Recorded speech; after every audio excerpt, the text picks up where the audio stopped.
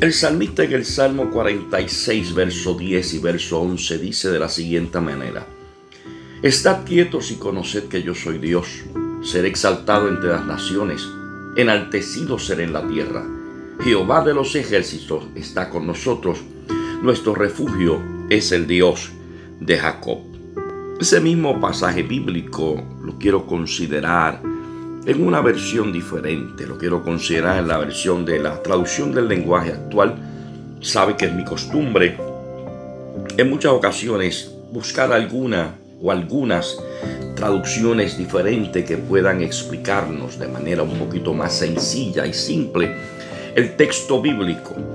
Y en la traducción del lenguaje actual dice de la siguiente manera: y dijo, todas las naciones del mundo reconocen mi grandeza, reconózcanme como su Dios y ya no se peleen. Con nosotros está el Dios del universo. Él es el Dios de nuestro refugio. Él es nuestro refugio. El Salmo 46 es un salmo que es escrito a uno de los hijos de Coré. Dice el encabezado: al músico principal de los hijos de Coré. Y sabemos que la historia bíblica habla de la rebelión de Coré, pero los hijos de Coré, viendo lo que había sucedido y de manera muy personal, deciden no continuar el camino de sus familiares que se rebelaron en contra de Moisés y en contra del Señor, y deciden dedicar su vida al servicio a Dios. Así que el escritor de este salmo le escribe al músico principal. Y en medio de este salmo, que fue escrito en Jerusalén cuando se encontraban bajo la amenaza de ser tomados por el rey Sennacherib, y en medio de esa amenaza, Dios decide convertir a Jerusalén en un refugio para su pueblo. Y ahí es donde vemos al escritor bíblico comenzando con: Dios es nuestro amparo y fortaleza, nuestro pronto auxilio en las tribulaciones. Inclusive de ese Salmo 46, parte de esos versos bíblicos son parte de nuestra liturgia, parte de nuestros coros de adoración al Señor. Y en este preciso momento, Dios está demostrándole a Israel, a su pueblo, que no importa quién se pueda levantar, que no importa quién pueda amenazarles, cuando se pone la confianza en el Señor, Dios es el que interviene. Y la Biblia dice que cuando Dios interviene a favor de su pueblo, nosotros lo único que hacemos es descansar en el Señor y ver a Dios trabajar y obrar. Por eso es que cuando miramos el libro de Segunda de Reyes, capítulo número 19 y verso 32, dice: no entrará en esta ciudad ni echará saeta en ella, ni vendrá delante de ella con escudo, ni levantará contra ella su baluarte. Muchas naciones en el pasado trataron de levantarse en contra de Israel, y Dios intervino a favor de su pueblo, dándole la victoria.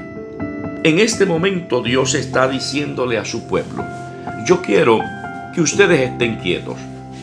Son palabras que Israel había escuchado en otras ocasiones, aún en momentos donde Dios había permitido que los enemigos se levantaran. Dios siempre buscaba la manera de que el pueblo entendiera que Dios estaba con ellos. Y ahora Dios, en medio de esta amenaza que ellos están enfrentando, les está diciendo: yo quiero que ustedes estén quietos. Yo quiero que ustedes observen lo que yo voy a hacer.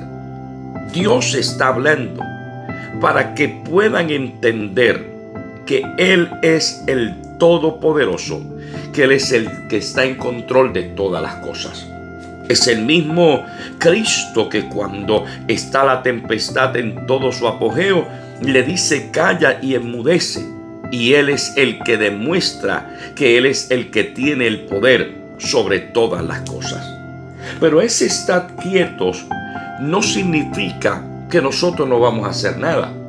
Ese estar quietos que nos está diciendo el Señor es que nos detengamos nosotros que dejemos de intentar nosotros con nuestros recursos, con nuestros pensamientos, con nuestras capacidades, de tratar de resolver las cosas. Hay cosas que en nuestra capacidad podemos resolverlas, pero hay otras cosas que debemos dejar que sea Dios quien trabaje. Que sea Dios quien trabaje con tu hogar, que sea Dios quien trabaje con tu familia, que sea Dios quien trabaje con tus hijos. Nosotros simplemente vamos a poner nuestra confianza en Él. Vamos a estar quietos en el sentido de dejar que sea Él quien trabaje, mientras nosotros seguimos clamando a Dios para que Dios tenga de nosotros misericordia, para que nosotros podamos ver al Dios que todo lo puede manifestarse de la misma manera en que se manifestó cuando venció a Faraón y a su ejército. Dios dando la victoria a su pueblo, derrotando a los enemigos que trataban de cruzar, al igual que Dios permitió que su pueblo Israel cruzara el Mar Rojo. Allí estaba Faraón y su ejército tratando de cruzar el Mar Rojo. Sin embargo, allí Dios salvó a su pueblo de la mano de los egipcios, sepultándolos bajo las aguas del Mar Rojo. Estamos viendo a Israel disfrutar de esos momentos donde Dios está diciendo: estad quietos y conoced que yo soy Dios. Y eso es un llamado o una advertencia que Dios está haciendo no solamente a Israel. Él está haciendo ese llamado a todas las naciones. Ustedes sean testigos de que yo soy Dios, y que todas las naciones tendrán que exaltar mi nombre y reconocer que yo soy Dios. Cuando el arca fue llevado por los filisteos a su templo, y allí fue puesto delante de su dios Dagón, en medio de esas luchas entre filisteos e israelitas, Dios permite que los filisteos, producto del pecado, la desobediencia y las veces que Israel se olvidó de Dios, Dios permite que los filisteos no solamente derroten a Israel, sino que se llevan el arca, que era tipo de la presencia del Señor. Tomaron el arca, lo metieron dentro del templo de su dios llamado Dagón. Era un símbolo de victoria para los filisteos. El arca para ellos era como un trofeo de que habían derrotado al pueblo de Dios y que le habían quitado lo que para ellos era su amuleto de buena suerte. Y sí, dije amuleto de buena suerte porque ese fue el error que comete Israel. Cuando los filisteos los derrotan por primera vez ese día, viéndose ellos que habían perdido un sinnúmero de hombres, buscan el arca, diciendo como si lo hubiesen olvidado. Pero en realidad Dios estaba permitiendo su derrota porque Israel se había olvidado del Señor. No, pero mira qué maravilloso es el Señor, que aun cuando Israel se olvida de Dios, le da la espalda a Dios, Dios permite que los filisteos los derroten por segunda vez. Dios permite que se lleven el arca. Esto provoca que el pueblo durante 20 años estuvo llorando delante de la presencia de Dios, al nivel de pedirle a Samuel y decirle: por favor, pídele a tu Dios que tenga de nosotros misericordia, porque ellos llegaron a pensar que ya Dios no se interesaba por ellos. Pero mientras Israel lloraba, pidiendo la misericordia y el perdón de Dios, los filisteos estaban siendo testigos del Dios que las naciones tendrían que reconocer, porque pusieron el arca en el templo. Allí Dagón sufrió las consecuencias. Una caída solamente el primer día, pero la segunda ocasión pierde todas sus extremidades: cabeza, manos, pies. Y una serie de plagas comienzan a azotar allí a los filisteos, hasta que finalmente ellos decidieron sacar el arca de su lugar para que todas esas plagas se fueran de en medio de ellos. Aquel día Dios demostró que Él es un Dios de victoria, Le demostró a los filisteos que al Dios del cielo nadie lo puede vencer y que no hay otro Dios que se compare con el Dios nuestro. Todo hombre, todo Dios que cree en los hombres tendrá que reconocer que el único Dios verdadero es el Dios tuyo y mío, el Dios de la victoria, el Dios de la bendición. Es el Dios que produce la victoria en el encuentro del profeta Elías con los profetas de Baal. Es el Dios que envía fuego del cielo, que consume el holocausto, para quedar demostrado una vez más que el único Dios es el Dios que está arriba en los cielos. Las naciones tendrán que reconocerlo, tendrán que exaltarlo, tendrán que enaltecer su nombre en toda la tierra. Qué maravilloso es el Dios que nosotros servimos. Qué maravilloso es el Dios que nosotros tenemos, que nos está diciendo: déjenme a mí actuar, déjenme a mí obrar. El Señor nos está diciendo que empecemos a aferrarnos a Él y dejemos de confiar, como dice el escritor bíblico, en nuestra propia prudencia. Que dejemos nuestras preocupaciones en sus manos. Que hay muchas cosas a nuestro alrededor que no las podemos controlar. Lo que estamos viendo a nuestro alrededor nos crea preocupación, nos crea ansiedad, pero están fuera de nuestro control. Están fuera de nuestro alcance. Y Dios nos está diciendo en esta mañana: quietos, déjenme a mí obrar y simplemente encárguense de engrandecer mi nombre, de reconocer que yo soy Dios. Cuando nosotros nos sentimos vacíos, y es un peligro estar sin la presencia del Señor, porque cuando nos sentimos vacíos, comenzamos a depender de nuestros propios recursos, comenzamos a depender de nuestro intelecto, comenzamos a depender del carisma que poseemos, y eso es algo bien peligroso, porque no hay nada más peligroso que vivir una vida llena de intelecto, que vivir una vida llena de capacidades, pero falta de la presencia del Señor. Por eso es que no podemos descuidar nuestra vida y nuestra relación con el Señor.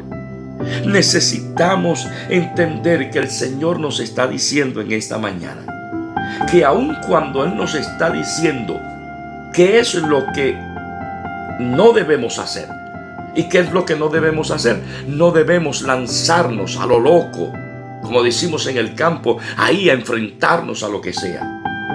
Pero lo que sí debemos hacer es reconocer que Él es Dios y reconocer que Él está en el control de todas las cosas.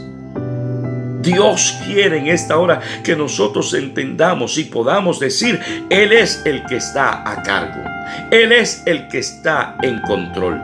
Y cuando nosotros permitimos a Dios que tome el lugar, que tome el sitial que a Él le corresponde, seremos testigos de que Él está con nosotros, que podremos decir que Jehová está con nosotros y nosotros descansaremos tranquilos.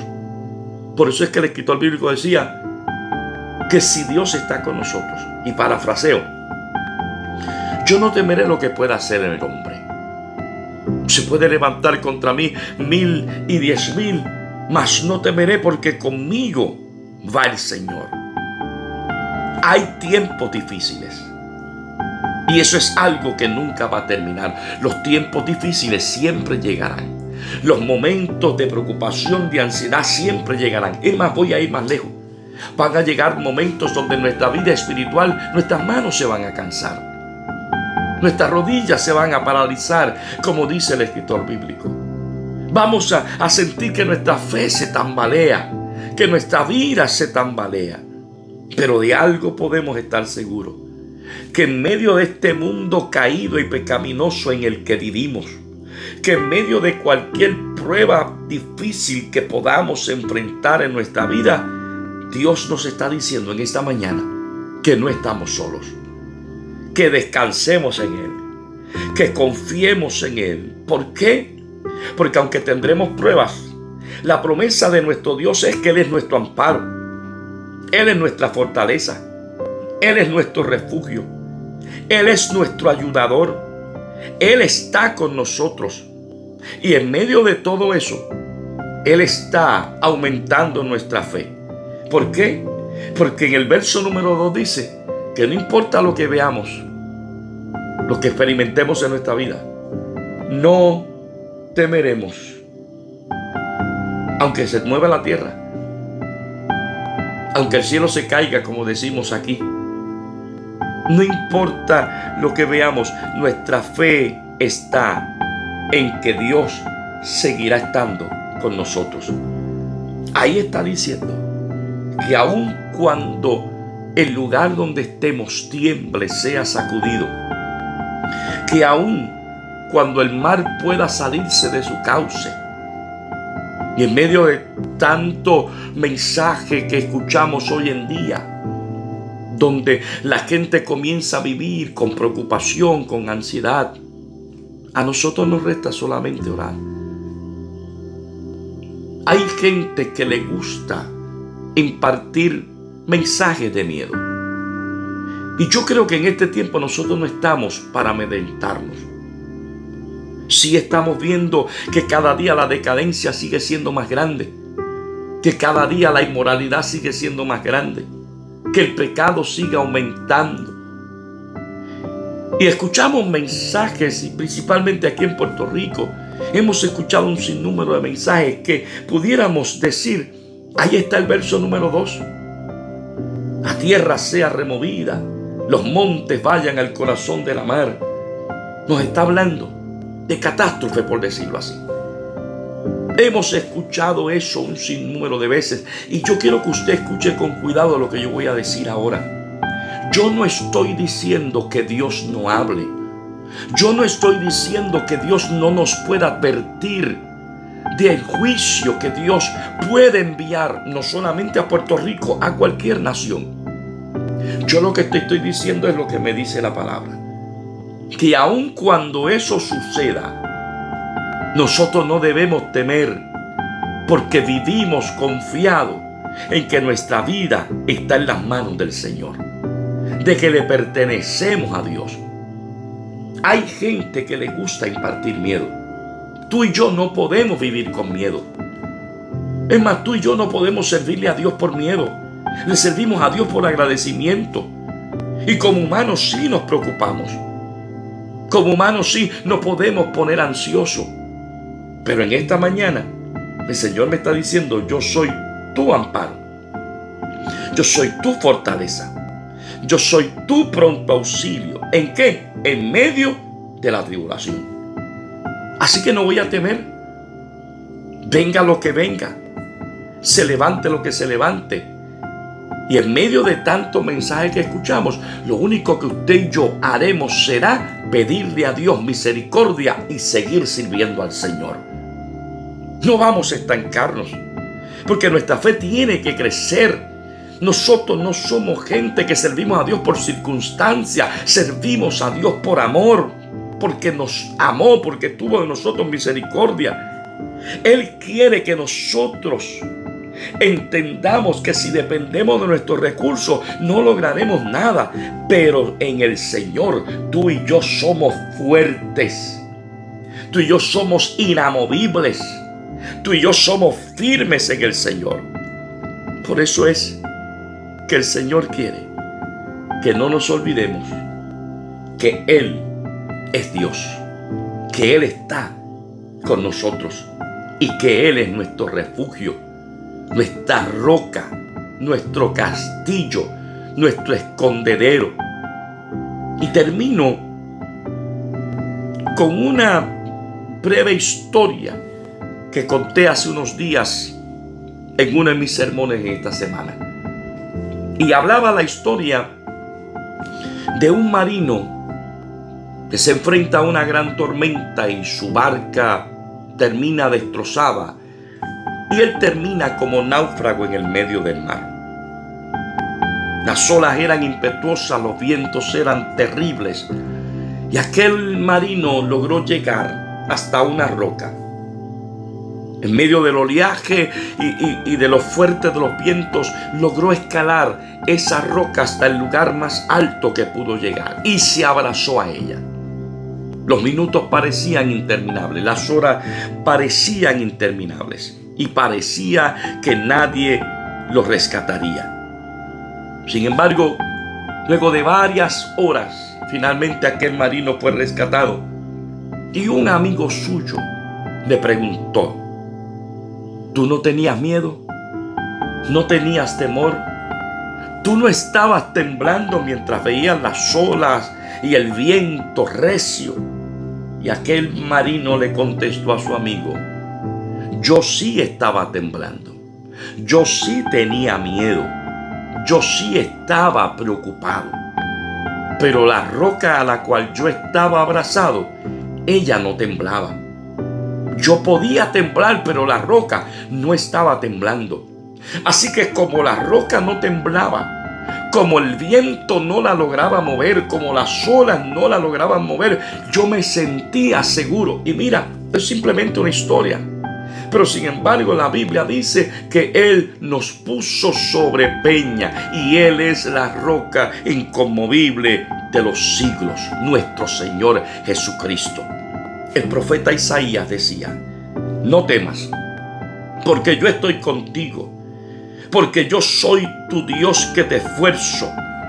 No desmayes, siempre te ayudaré, siempre te sustentaré con la diestra de mi justicia. En esta mañana debemos estar tranquilos de que no somos nosotros, sino que es Dios el que tiene el control. Si dependiera de nosotros, nunca lograríamos mantenernos de pie. Pero cuando reconocemos que Dios tiene el control, podemos decir: Jehová de los ejércitos está con nosotros, nuestro refugio es el Dios de Jacob. Confía en esa palabra en esta mañana y ten un lindo día y bendiciones en el nombre del Señor.